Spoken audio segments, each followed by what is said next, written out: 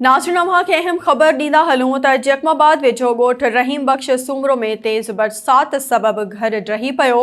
हिकु नींगर फ़ौत 6 औरतुनि समेत 15 ॼणा ज़ख़्मी थी पिया।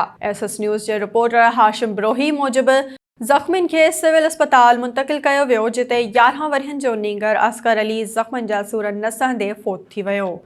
ज़ख़्मियुनि में हज़ूरा मरियम, माई हुरमत, ज़रीना अलह बचायो, इरशाद अली, तौफ़ीक़ अहमद, मोहम्मद हसन, मीर मोहम्मद, बरकत अली ऐं ॿिया शामिल आहिनि। उन सिलसिले में सिविल अस्पताल में ड्यूटी ते मौजूद डॉक्टर बिलाल अहमद ॿुधायो त मुख़्तलिफ़ इलाइक़नि मां 16 ज़ख़्मियुनि खे सिविल अस्पताल आंदो वियो आहे, जिन मां कुझु ज़ख़्मियुनि खे जिम्स अस्पताल मुंतक़िल कयो वियो आहे।